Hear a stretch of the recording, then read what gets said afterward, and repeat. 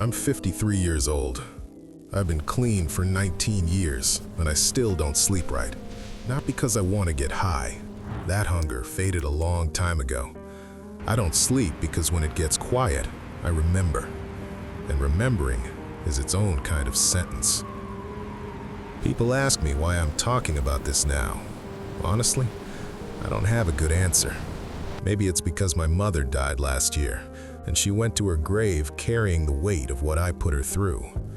Maybe it's because I drove past Hunts Point last month and saw a kid who couldn't have been more than 19, and he had that look, that hollow, calculating look I used to see in the mirror. I'm not here to tell you drugs are bad. You already know that. I'm not here to scare you straight. That never worked on me, and it won't work on you. I'm just here to tell you what happened, what it was actually like. Not the movie version, not the rapper version, the real thing, which is mostly just pathetic and boring and sad. I survived. A lot of people I knew didn't. That's not a boast. That's just math I don't understand. It didn't start with some dramatic moment. That's what people don't get. I grew up in Yonkers, working class. My old man drove a truck. My mother worked at a hospital cafeteria.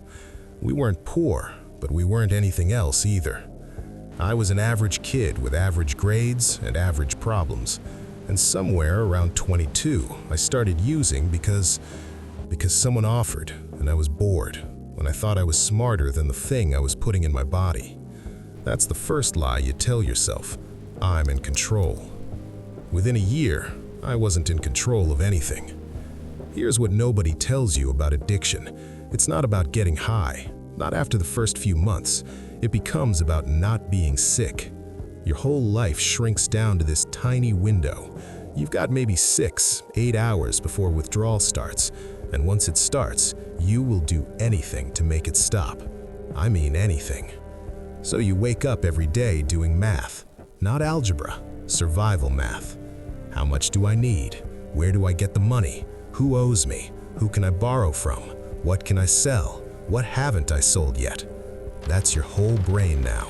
Every thought, every calculation funneling toward one point. You stop thinking about your family. You stop thinking about the future. You stop thinking about food, about friendship, about whether you're a good person or a piece of shit. The only thing that exists is the next 8 hours. And that's when you start losing pieces of yourself. Not all at once, slowly. You tell your first lie to your mother, then your second. Then you steal $20 from her purse while she's in the shower, and you tell yourself you'll pay it back, knowing damn well you won't. You borrow money from friends until there are no friends left. You sell things that don't belong to you.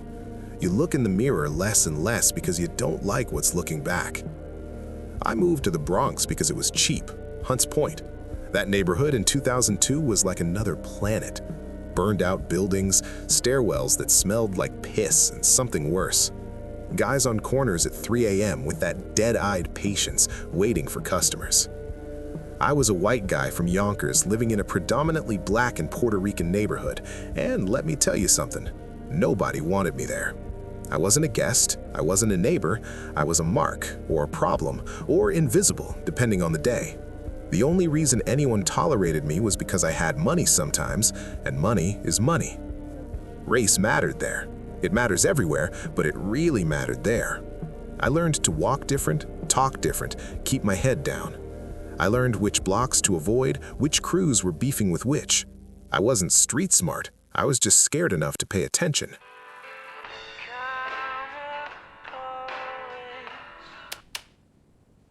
The thing about being broke and desperate is that you start making decisions no sane person would make.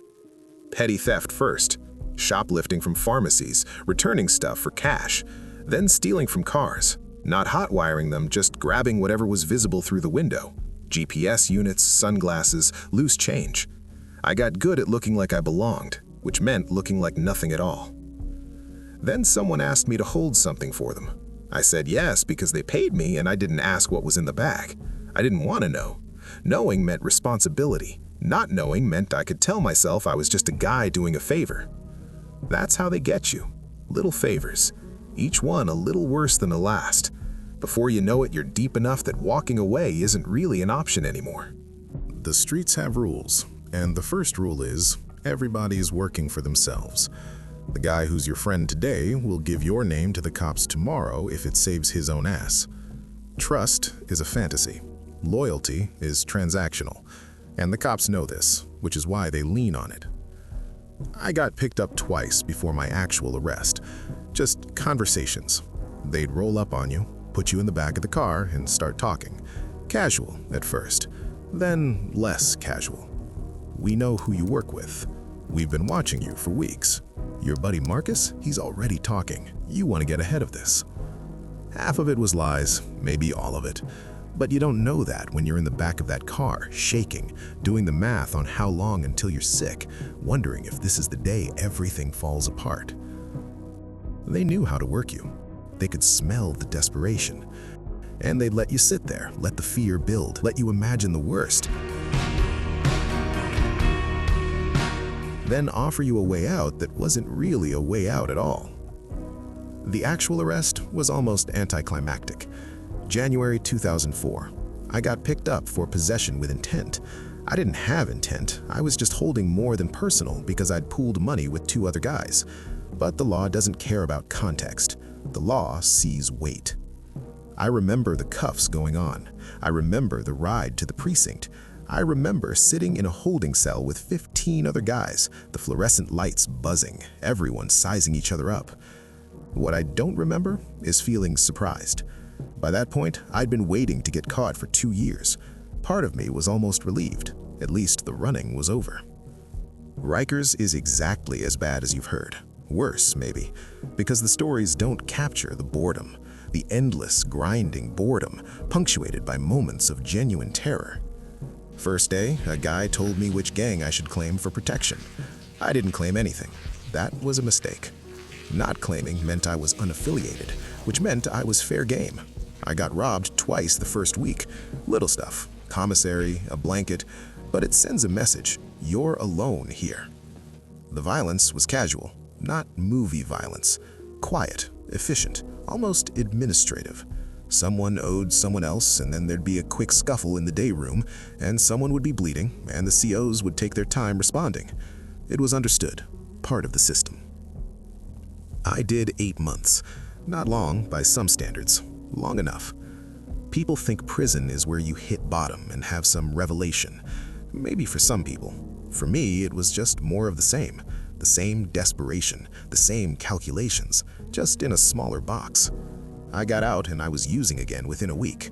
But something had cracked, some illusion I was holding on to, that I was different, that I was special, that I was going to be the one who figured it out. Prison showed me I was just another body in the system, interchangeable, forgettable. People want a story, a moment, the thing that changed everything. There wasn't one. What there was, a slow accumulation of evidence that I was dying, not metaphorically, literally. I caught a look at myself in a window reflection sometime in 2005. I didn't recognize the person looking back. Sunken cheeks, gray skin, eyes that looked like they belonged to someone already dead. I weighed maybe 140 pounds. I'd started at 185. I was coughing all the time. My teeth were going bad. I had sores that wouldn't heal. I hadn't talked to my mother in 8 months because I couldn't stand to hear her voice break when she answered the phone. And I was tired. God, I was tired. Not tired of being high, tired of the work. The constant hustle, the constant fear, the constant math.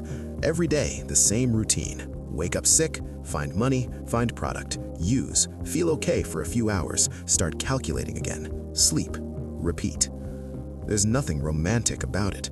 It's a job, except the job is killing you. I remember sitting in a stairwell in a building on Southern Boulevard, 3 in the morning, and just thinking, if I keep going, I die.